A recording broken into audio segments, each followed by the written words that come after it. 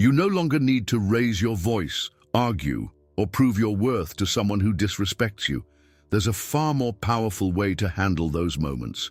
And it begins with the right silence at the right time. In this video, you'll learn 5 Stoic attitudes that can disarm anyone who tries to belittle you. They're quiet strategies, yet relentless. And the best part is, you don't need to confront anyone directly. You only need to master yourself. Stoic philosophy was born in ancient Greece and flourished in Rome, carrying through the centuries with one central lesson.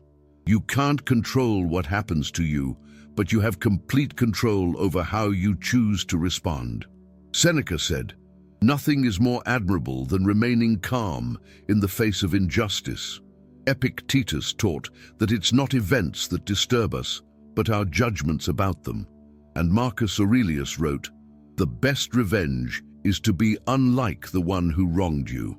These men lived in brutal times, yet they found a path of balance, dignity, and self-control, even when facing insults, betrayals, and constant challenges.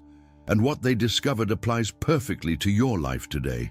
Because modern disrespect often comes disguised as sarcasm, interruptions, mocking glances, or subtle put-downs. But the Stoic response remains the most effective, with posture, clear boundaries, and a mind that refuses to bend under provocation. Attitude 1. Don't react immediately. Reacting on impulse is like handing over your dignity on a silver platter. That's exactly what the disrespectful person is hoping for, to make you lose control. The Stoics called this the conscious pause. It's the moment you take a deep breath, count to 3, and remind yourself, it's not about what they do to you, it's about what you do with it. Luke learned this from his friend Helen, a philosopher. Instead of snapping back when Mark mocked him, Luke began to answer calmly. That quiet composure disarmed the aggressor without raising his voice. Picture your next argument. Someone provokes you, you feel the heat rising. But instead of answering right away, you breathe, observe, and then choose to react as you always have or to act as you never have before. That pause might seem small, but it marks a before and after.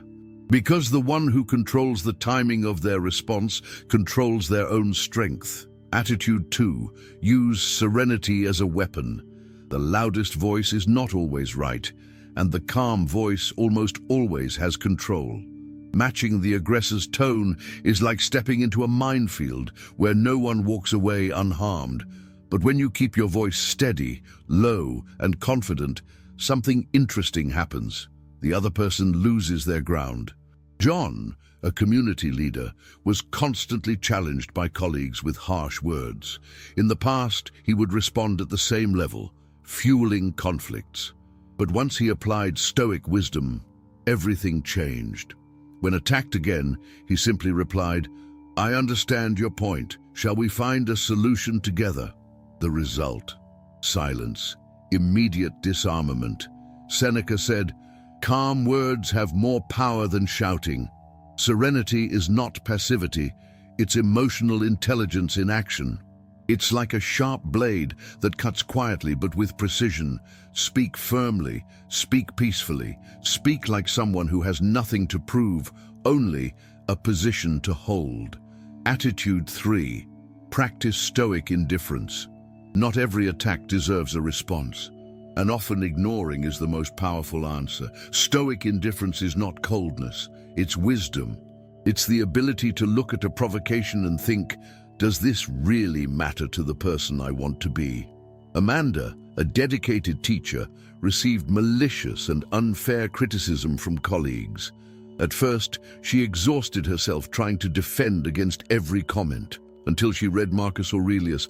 If someone despises you, that is their problem. From then on, she created a filter. Does this affect my integrity or just my ego? When she got an aggressive email, she breathed, read it, and didn't reply. She simply kept doing excellent work. The critic lost their power, and Amanda gained peace. Epictetus said, "What disturbs you is not what happens, but what you think about what happens." Practicing indifference protects your focus, your energy, and your identity. Ask yourself, Will this matter in a week, in a year? If the answer is no, ignore it with elegance. Attitude 4. Show excellence in silence. The best response to disrespect is excellence, not with words but with actions that speak for you. Ryan, a young architect, was constantly underestimated by an older colleague. Instead of arguing or trying to justify himself, he chose a different strategy, delivering flawless work. Inspired by Epictetus, who said, "Don't explain your philosophy, embody it," Ryan began refining every project to the smallest detail. Over time, his results shone so brightly that even his superiors began praising him directly. The critical colleague fell silent in the face of undeniable evidence. Marcus Aurelius wrote, "The reward of virtue is to be in harmony with it." Silent excellence has that power. It commands respect without raising your voice, without confrontation. When someone tries to belittle you, don't try to prove you're good. Be good. Excellence is a light. It doesn't argue. It simply shines. Attitude 5. Seek self-knowledge before any reaction. Every provocation that shakes you reveals a wound that hasn't healed yet. That's why, before reacting to others, you must look inward. Julia was a young and competent doctor, yet every criticism devastated her. She began to realize her reaction came not only from the criticism itself, but from old insecurities she had never faced. After reading Marcus Aurelius, "No one can escape from themselves," she began a process of self-reflection. Whenever she felt triggered, she asked herself 3 questions. What am I feeling? Where is this coming from? What does this say about me? Over time, she learned to distinguish constructive criticism from empty attacks, and she discovered something powerful. When you know yourself, no one can define you from the outside. Seneca said, "No one can approach wisdom without first understanding themselves." Self-knowledge is invisible armor. When you understand your pain, your strengths, and your limits, you no longer react on impulse. You choose. And the one who chooses consciously leads, even their own emotions. You've just learned 5 Stoic attitudes that not only disarm those who disrespect you, but also shield your peace, your strength, and your identity. Maybe tomorrow someone will test your limits. Maybe a criticism or a mocking glance will come your way. But now you have tools. And more than that, you have awareness. Remember Luke, Helen, Amanda, Ryan, and Julia. None of them needed to win with shouting. They all won with presence, composure, and a posture that spoke louder than any provocation. Seneca said, "The soul becomes stronger by resisting blows." And Marcus Aurelius added, "The best revenge is to be unlike the one who wronged you."